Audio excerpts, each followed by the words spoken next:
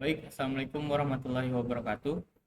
Perkenalkan, nama saya Salah Ahmad Rabiul, dan NIM S1E1 24054, mahasiswa jurusan Teknik Informatika, angkatan 2024, kelas 6, Universitas Haloleo. Nah, di sini kita akan membahas tentang statistik. Jadi, statistik adalah ilmu pengetahuan yang mempelajari cara mengumpulkan, mengolah, menganalisis, menafsirkan, dan menyajikan data sehingga data tersebut dapat digunakan untuk mengambil keputusan yang tepat. Statistik membantu manusia memahami fenomena yang terjadi di sekitar kita, berdasarkan data dan fakta, bukan hanya dugaan atau intuisi semata. Dalam kehidupan sehari-hari, hampir semua aktivitas melibatkan data seperti nilai ujian, mahasiswa, jumlah penduduk, penjualan barang, cuaca, hingga stok persediaan di gudang. Statistik berperan penting untuk mengubah data mentah tersebut menjadi informasi yang bermakna dan dapat digunakan untuk perencanaan maupun evaluasi. Tujuan statistik di sini ada yang pertama menyederhanakan data yang jumlahnya besar agar mudah dipahami. Yang kedua, menjelaskan kondisi atau karakteristik data. Yang ketiga, menarik kesimpulan dari data yang tersedia. Yang keempat, membantu pengambilan keputusan. Yang kelima, melakukan peramalan atau prediksi terhadap kejadian di masa depan. Fungsi statistik. Di sini ada 4. Yang pertama, deskriptif, yaitu menggambarkan data melalui tabel, grafik, dan ukuran statistik. Yang kedua ada analitis, yaitu menganalisis hubungan antar variabel. Yang ketiga prediktif, yaitu meramalkan kejadian yang akan datang. Dan yang keempat evaluatif, yaitu menilai efektivitas suatu kebijakan atau kegiatan. Kita masuk ke jenis-jenis statistik. Yang pertama ada statistik deskriptif. Jadi statistik deskriptif ini digunakan untuk menggambarkan atau meringkas data tanpa menarik kesimpulan umum. Contohnya seperti rata-rata, median, modus, persentase, tabel, dan grafik. Contohnya ada di ketika kita menghitung rata-rata nilai ujian mahasiswa dalam satu kelas. Nah, yang kedua ada statistik inferensial. Mana statistik inferensial ini digunakan untuk menarik kesimpulan atau membuat prediksi tentang populasi berdasarkan data sampel. Contohnya ada regresi, korelasi, uji hipotesis, dan analisis varians. Contoh penerapannya itu ada di memprediksi hasil penjualan bulan depan berdasarkan data penjualan sebelumnya. Contoh seperti data penjualan tomat, kita punya data penjualan tahun lalu, kita bisa memprediksi penjualan tahun depan dengan data tersebut, dengan variabel-variabel seperti stok, jumlah tomatnya, curah hujan untuk panen tomatnya, permintaan pasarnya bagaimana. Oke, kita lanjut. Apa itu analisis regresi linear sederhana dan tunjukkan contoh, berikan pengerjaan menggunakan Excel. Jadi analisis regresi linear sederhana adalah metode statistik yang digunakan untuk mengetahui hubungan dan pengaruh satu variabel bebas atau X terhadap satu variabel terikat yang bersimbol Y atau Y. Metode ini bertujuan untuk melihat apakah perubahan pada variabel X akan menyebabkan perubahan pada variabel Y, serta seberapa besar pengaruh tersebut. Regresi linear sederhana juga digunakan untuk melakukan prediksi, yaitu memperkirakan nilai Y berdasarkan nilai X tertentu. Persamaan regresi linear sederhana, ini rumusnya yaitu Y sama dengan A tambah BX, di mana Y adalah variabel terikat atau dependen, X variabel bebas atau independen, A konstanta nilai Y saat X sama dengan 0, dan B koefisien regresi, besarnya pengaruh X terhadap Y.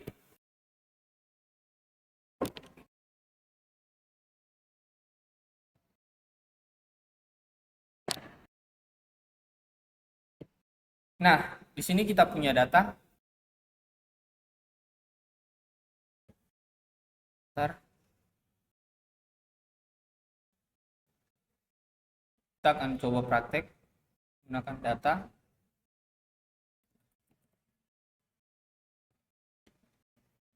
Untuk regresi sederhananya, ini ada.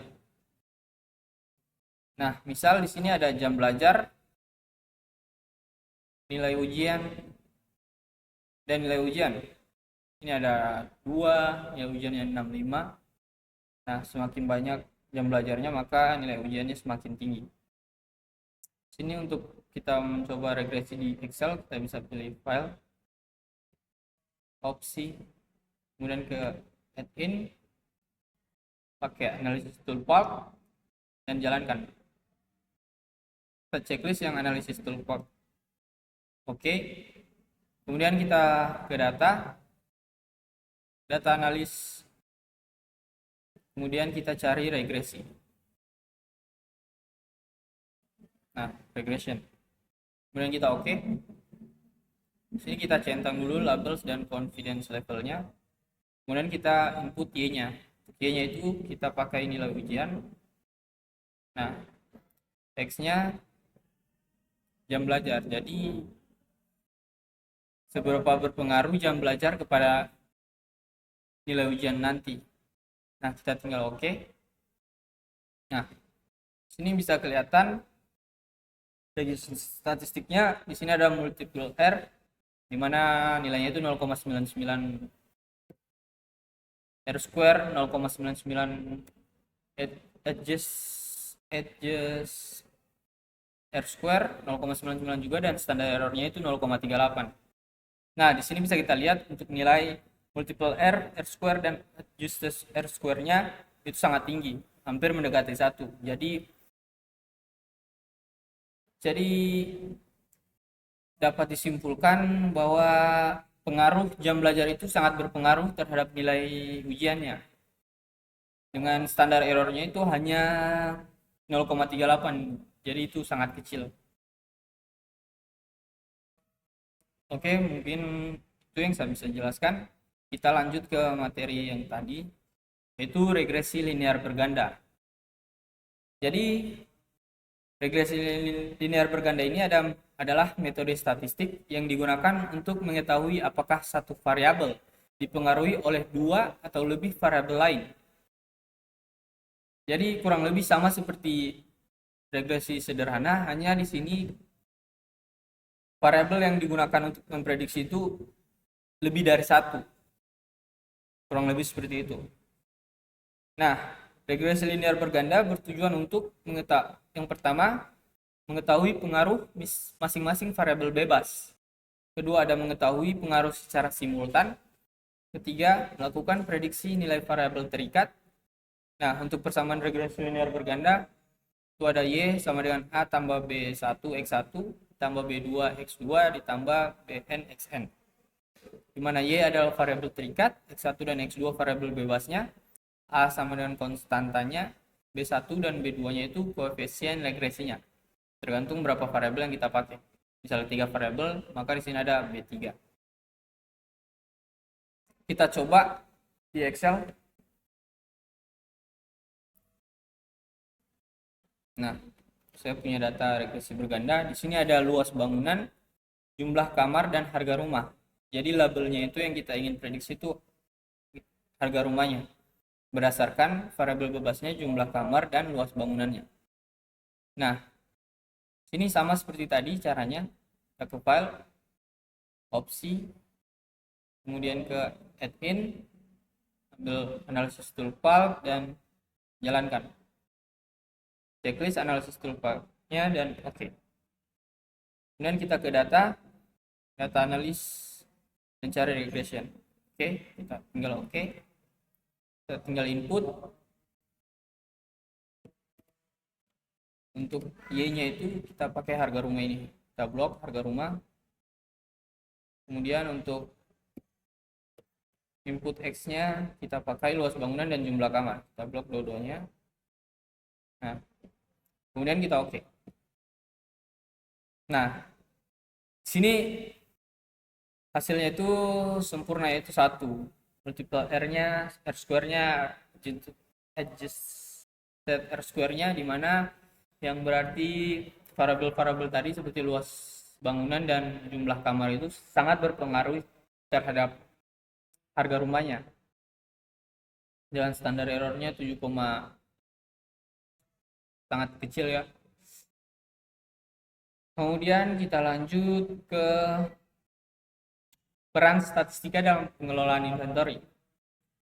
Peran statistika dalam pengelolaan inventory itu ada banyak. Yang pertama itu ada peramalan permintaan atau demand forecasting, di mana statistika digunakan untuk memprediksi jumlah permintaan barang di masa depan berdasarkan data penjualan historis. Metode statistik seperti rata-rata bergerak, regresi, dan analisis.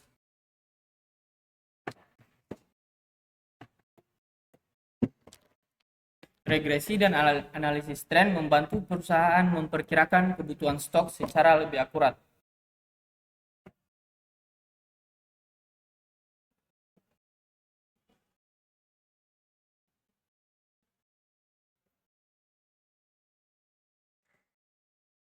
Manfaatnya, yang pertama ada menghindari kelebihan stok atau overstock, dan yang kedua menghindari kekurangan stok atau stock out.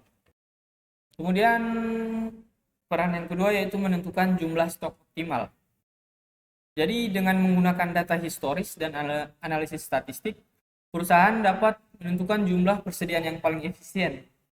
Statistika membantu menghitung berapa banyak barang yang harus disimpan agar biaya penyimpanan dan risiko kehabisan stok dapat diminimalkan.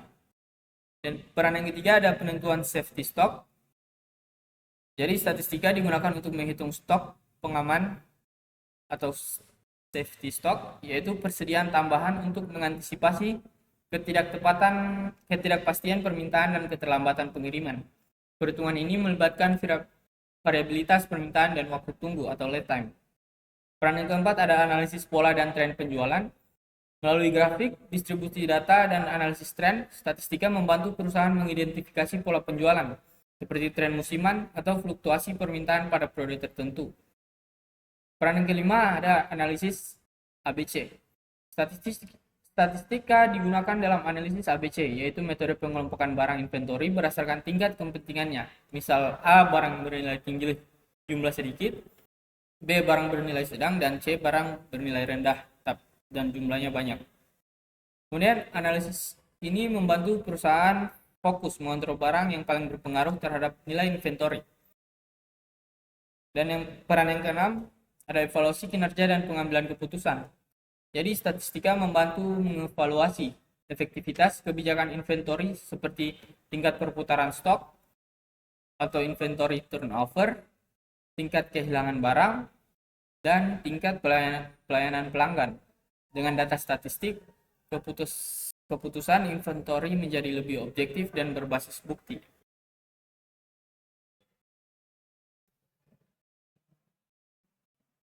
Oke, mungkin kesimpulan yang dapat kita tarik di sini, jadi statistik itu adalah ilmu yang sangat penting terutama dalam peran inventory, yang bisa memprediksi stok barang, jumlah barang yang akan datang, stok aman barang, dan jumlah penjualan yang akan datang. Sama seperti kasus harga produsen tomat, misal harga produsen tomat di Provinsi Sulawesi Tenggara, di mana kita ingin memprediksi, mana ini penelitian saya yang kemarin, di mana saya ingin memprediksi harga tomat yang akan datang di tahun-tahun yang akan datang. Nah, saya mengambil data itu dari Badan Pusat Statistik Sulawesi Tenggara, di mana data tersebut ada memiliki jumlah luas panen masing-masing bulan tiap tahun, ada juga jumlah curah hujan, dan juga indeks yang harus dibayar petani atau IB. Jadi berapa jumlah modal yang petani yang keluar untuk menghasilkan tomat-tomat ini. Nah, di situ saya memprediksi berdasarkan 3 variabel tersebut, di mana saya mendapat R-square dan adjusted R-square-nya itu cukup tinggi di 0,7 atau 0,8 ya. Di situ yang berarti penelitian saya itu berdasarkan 3 variabel tersebut. Harga produsen tomat di Sulawesi Tenggara itu sangat dipengaruhi oleh 3 variabel tersebut, yaitu curah hujan, luas panen tomatnya, dan juga indeks yang harus dibayar petani. Nah, mungkin itu contoh gambaran yang bisa saya kasih. Untuk materi statistika saya akhiri sampai sini. Lebih dan kurangnya mohon dimaafkan. Saya akhiri dengan ucapan wabillahi taufiq wal hidayah. Wassalamualaikum warahmatullahi wabarakatuh.